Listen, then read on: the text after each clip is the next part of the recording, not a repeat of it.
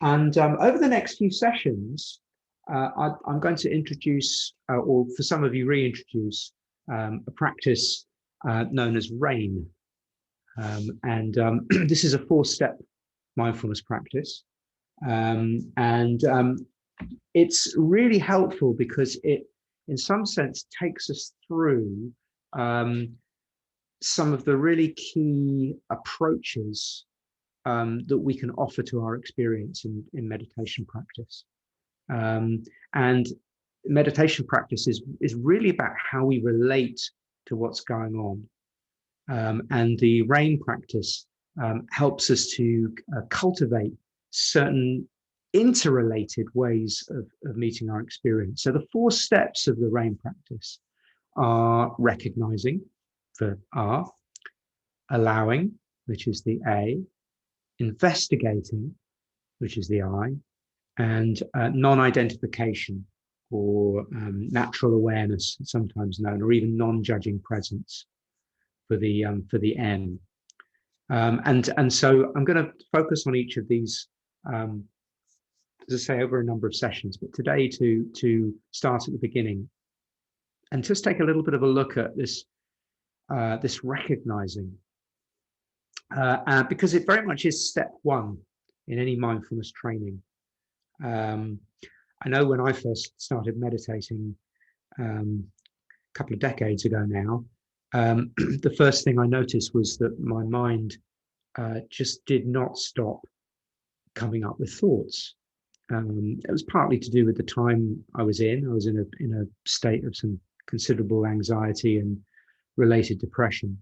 And I knew that I was being tormented by my mind, but I didn't really see how that was happening until I learned to meditate. So it was very difficult to do anything to help myself when I wasn't really aware of how this this pattern of kind of unceasing thinking, and it was a continual negative thinking at the time, to see actually how it was happening. And I remember being amazed by the possibility that I can actually step back and look at this torrent of thoughts in a way that was a little bit different to being completely caught in it. It didn't stop it from happening, but there was the beginning of a gap between what I had thought of as me, which was my thoughts, and a new me, the sort of beginning of a recognition. Actually, it wasn't a new me because it was there all the time, but I hadn't recognized it. So a me that was able to observe that torrent of thinking. And that was the beginning of a change. But for that change to occur, the first step was recognition. And none of us can change until we're aware of what it is that might need to be changed. So this recognition step is really key to see what's true. And one of the challenges of this is that so much of our life actually is to some degree unconscious, or at least below the level of our of our awareness. Sometimes it's just below, kind of not exactly unconscious, but almost kind of subconscious. And this is partly because we are trained to see things in a particular way. The psychologist Oliver Sacks once said, "We wake up to a world each morning that we've spent a lifetime learning to see." So we see things the way that we have been trained to see them, rather than the way necessarily that they actually are.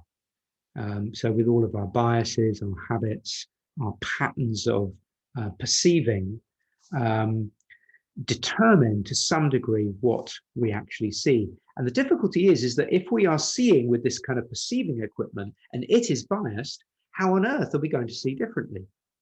It's like, if the equipment itself is tinted, then how do we, how can we use it to see a different way? And of course, the answer is recognizing the tints, actually recognizing that there is an equipment that is being used to see the world. And that equipment is our capacity for attention, our mind's eye, if you like. But if we can recognize that actually there's some part of us that is able to look at the equipment, to look at how we attend, as well as what's being attended to, then we can develop some kind of power and step out of that unconscious autopilot and into something rather bigger. And it's sort of a scene, if you like, where you can see, how the camera is picking up what's going on and manipulating it in some way. It's like we're sort of taking that back step where we're actually seeing the machinations of the, if it was like a cinema screen, we suddenly realize that there's a camera, that's or a projector, if you like, that's pointing at the screen and is actually creating the experience rather than being completely in that experience. And that takes a certain step back to see that bigger picture. Patterns can start to become conscious if we can learn to look from different angles. And this is where meditation practice in particular can help us. We can actually step out of what we usually think of as ourselves, by which I mean our usual thoughts, our usual reactions, and into a kind of this bigger view. And when we're in this kind of space of a bigger view, we can start to actually recognize what's going on, and even perhaps to name it, to say, oh, look, this is anger. I'm experiencing it, or it's being experienced as a tightening sensation in my chest. Or this is sadness, I can feel it in my belly, or a sense of softening in my limbs. And if we could practice this again and again, this slightly different view, then this itself can start to become more our default mode rather than being caught. So just as an experiment, can I invite you to just take a look around your room at this point? Just have a look around and really paying attention to what you can see. So just scanning your eyes over your room. And can I invite you to notice if you see anything that you didn't expect? Something perhaps that you don't usually notice.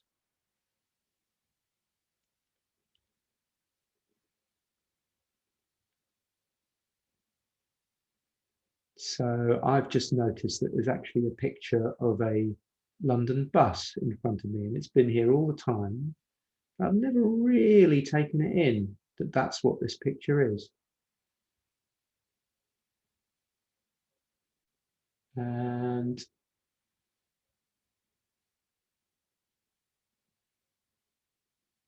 I'm noticing there's a cutlery holder on the sink in front of me that's kind of almost like in the shape of a stick person. And that's been kind of staring at me for most of the last year as I've been teaching as well. Yeah.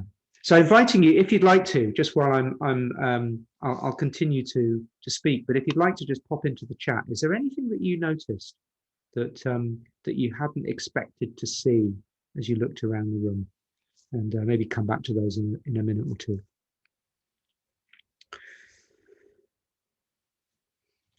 So whilst recognizing is the first step of mindfulness practice, once we pause, by the way, so maybe we could say there's a pre-step, which is that we actually are willing to stop and recognize. We take a pause out of our doing driven activity. So once we paused and we're willing to look, willing to recognize, we might start to see what our habit patterns are. What are the aspects of our lives that are usually out of our conscious awareness and which can start to come into our conscious awareness. Wow, there's 9 messages here. So let me just have a look at these. I won't say any names, but so here are some things that you noticed just from looking around your room. Okay, dust on the sideboard, 3 scented candles, glistening water in the glass, instruction booklet for the stereo, my meditation stool folded in a corner, 3 apples on my desk, wall hooks, a picture of a cat that I thought was in a different room, a guitar, yeah, a book that I've been recommended to read, and I obviously already had it. Wonderful, fantastic. Thank you so much for sharing those. Isn't that amazing? How so much can be kind of, there's the expression, isn't there? Hidden in plain sight. So much can be hidden in plain sight. And when we stop and look and we're willing to actually recognize what's going on, some of this stuff can come into awareness. I also think recognition is a really kind of good word for this, because it implies, recognition implies that we already know it. So it's not something new so much as something old and familiar, which we're reconnecting with. So that's helpful in that it re-emphasizes that in meditation practice, we don't need to create anything new or special or different from who we are. It's more about connecting perhaps with, what's hidden in plain sight, and both in the world around us and in the world inside of us. So we can actually, just by a shift of perspective, find an awareness, and from that awareness, an agency which is already right within us. So no striving is required, no becoming a different person, no self-improvement is needed, just a tweak in our perceiving. So recognizing then, here are my habits, here are the patterns that come into view, actually just kind of acknowledging those. Recognizing that I am not those habits. There's something bigger that can be holding all of this stuff that we don't therefore have to be as caught in. And recognizing that actually we are that awareness that's holding it, that we can actually be something bigger than those habits. So it's a bit like we're recognizing what we're not, but we're also recognizing who we really are. And this, of course, takes practice to steady, if you like, this recognition. So I'd like to invite you to join me in a meditation practice. And let's see if we can sort of connect in this in a experiential way. So having kind of pointed to the possibility of it, can we actually connect with the practice of recognition? So, if you will, taking up a posture that for you is gentle and friendly to your body.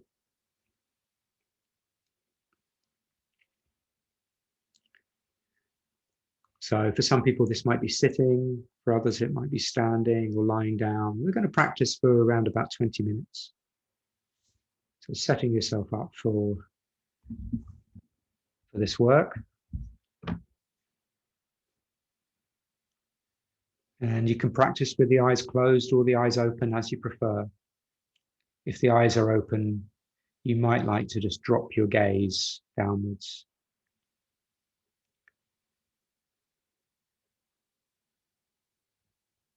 And remembering that nothing is needed to be created or avoided or fixed. So we can be freed from the need to make things different.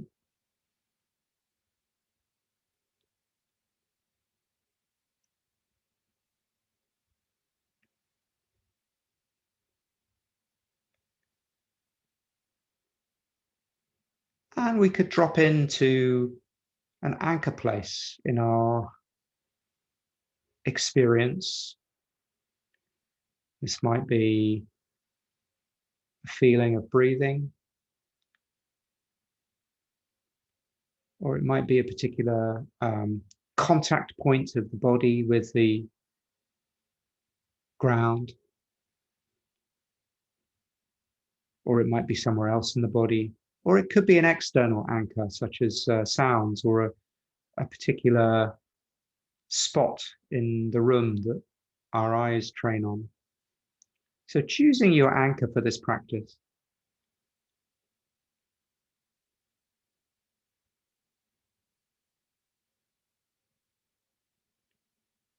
and gently dropping into it, just offering attention to this place.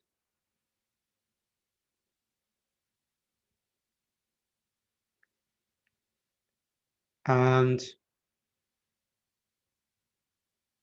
all else that arises can be in the background, neither needing to focus on it nor avoid it. So whatever comes up is whatever comes up.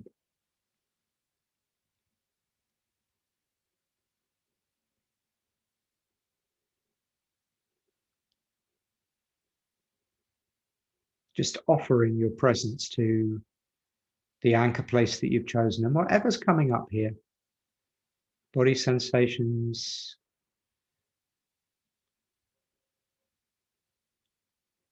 or sound sensations if you're paying attention to sound.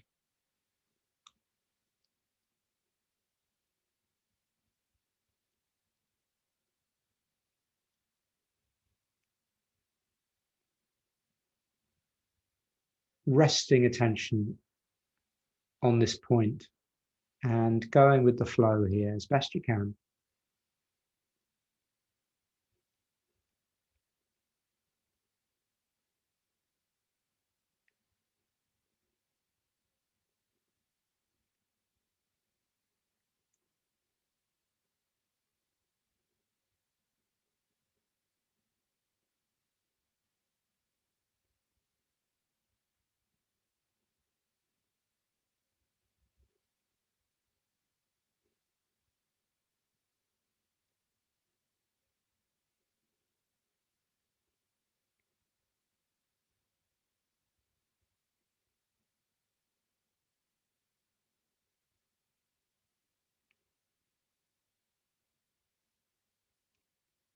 When you recognize that the attention has shifted from your anchor place,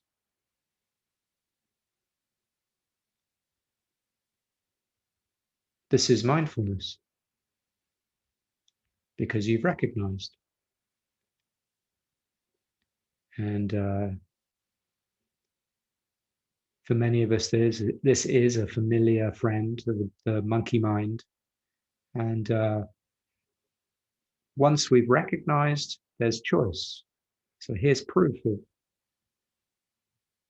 what we've been speaking about, that as soon as we recognize there's a possibility of something different happening. So once we recognize the mind has wandered, we can choose, if we want to gently come back to the chosen anchor place.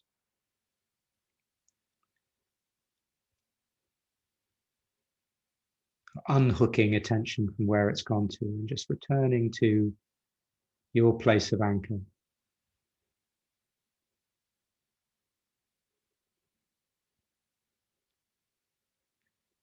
And this can be practiced as many times as needed during the meditation.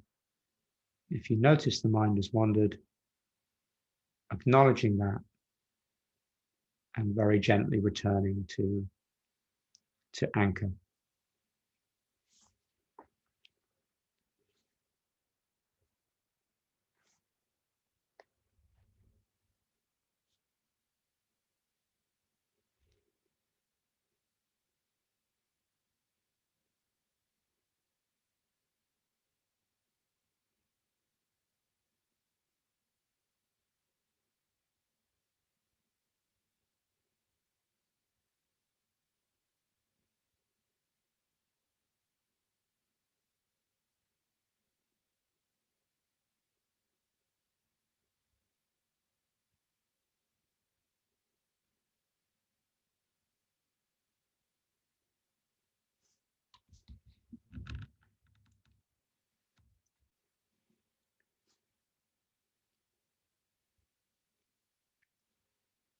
So this is an invitation to recognize the sensations that are coming and going at your chosen place.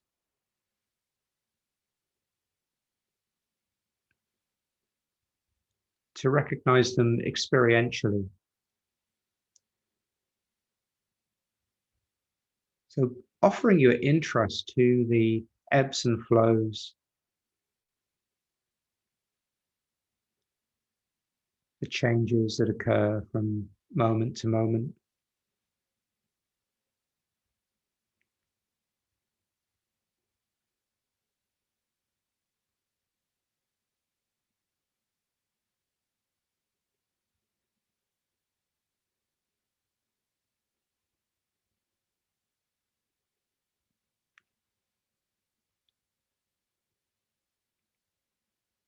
It's recognizing the reality of what's happening here.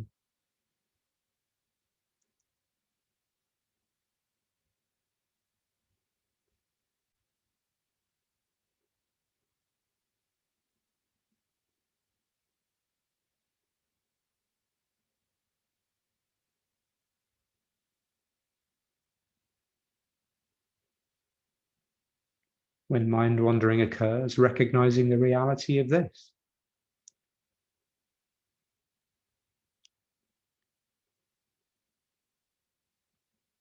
So there's no possibility of failure or getting anything wrong, because whatever comes up is just what comes up.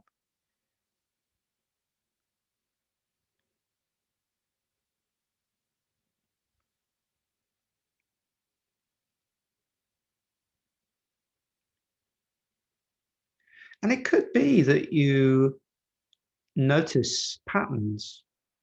Maybe the mind is repeatedly drawn to a particular thought or kind of thought, or maybe it's drawn to a particular sensation in the body,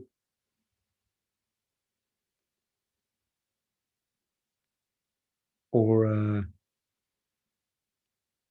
a particular type of sound.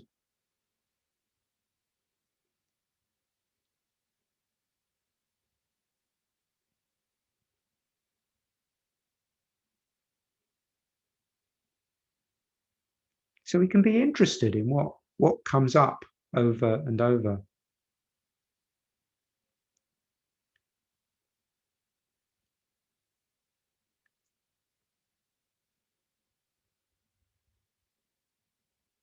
And still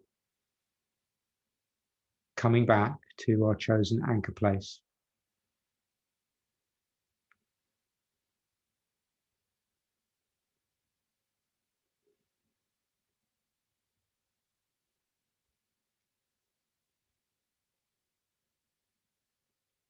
We might discover patterns of harshness towards our thoughts or feelings,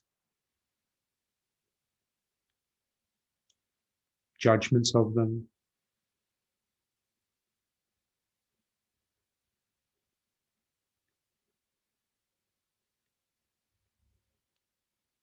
or perhaps some of the patterns themselves are surprising, a bit like discovering the book or the painting in our room that we weren't expecting, but which was here all along. So the invitation is to bring curiosity to whatever is being noticed.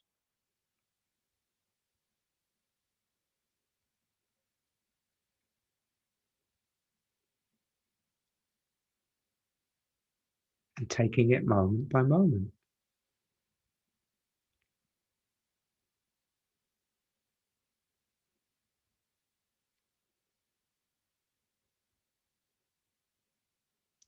And trusting that the very recognition of what is happening, whatever that happens to be for you at the moment, is a connecting with awareness. So just your having taken the time to stop and tune in and be willing to be guided in this practice is wonderful. It's more than enough for now.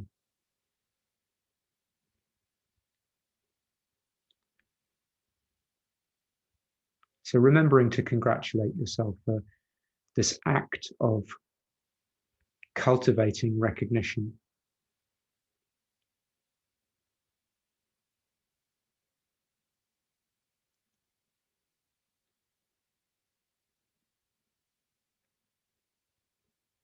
You might even like to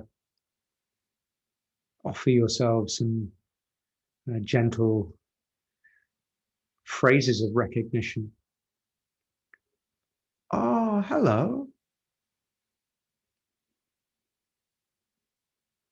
It's my old friend, Racing Mind, or my old friend, Restlessness,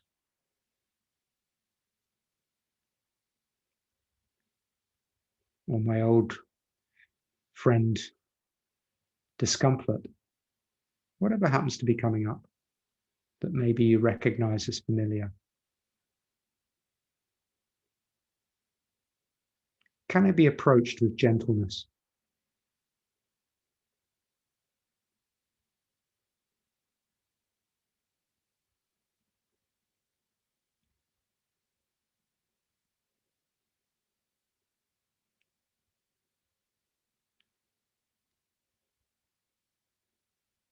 So now opening up from your anchor place and seeing if the same quality of recognition can continue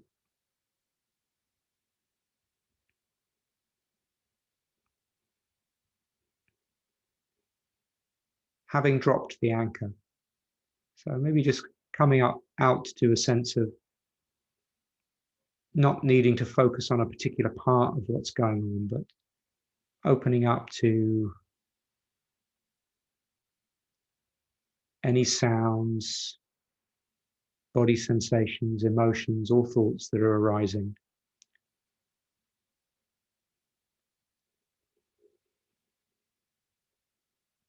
And any patterns of being drawn to or away from some of them.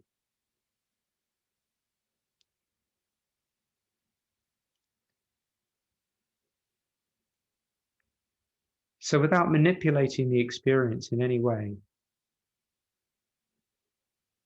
what's here can be known. And if it helps to label, to just give a few names to what's coming up: back pain, uh, sore neck, loud dog, cold,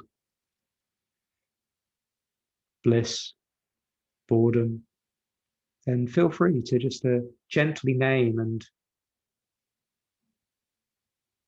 if you like, whispering to these experiences in recognition.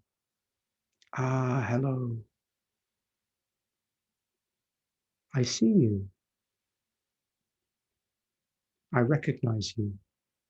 Not just as an idea, but as an experience.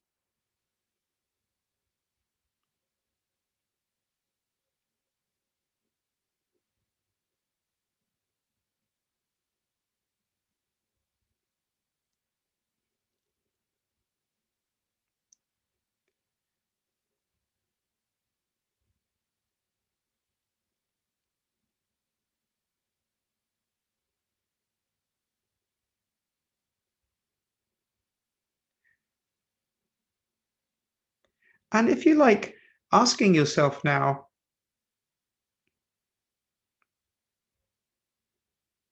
who's been recognizing all of this? The one who has been able to see thoughts or feel sensations and recognize them, and notice them, and name them. It must be someone larger than those thoughts or sensations in order to be able to see them. So recognizing that there's a bigger quality, an awareness that is not caught up in the changing phenomena that continue to arise and dissolve. Like, oh, awareness.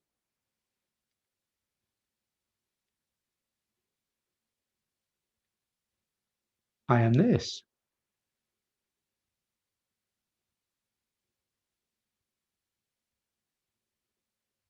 Awareness is happening.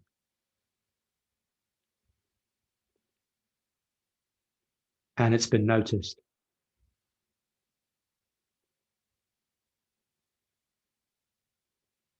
Fully recognizing things as they are.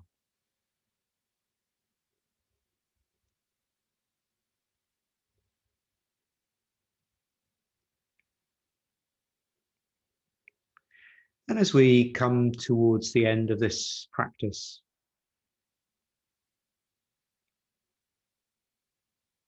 inviting you to offer yourself some gratitude for this willingness to explore,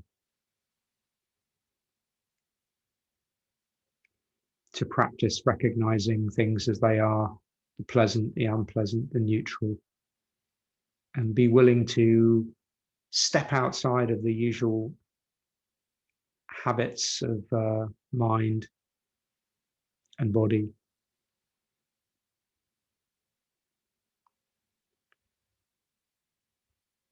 Honoring your courage and curiosity.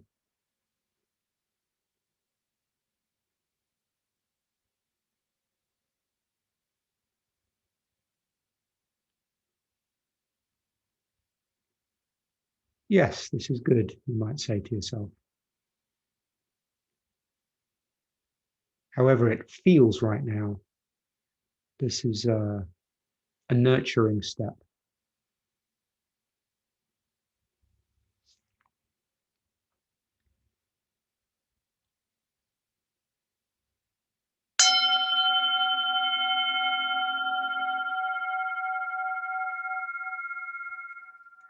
And just with the sound of the bell, inviting you whenever you're ready to, if your body wants to stretch, perhaps to offer your body some movement. And if the eyes have been closed, you might like to open them. Let's get a sense of the bringing awareness to the space around you, having a look around, listening.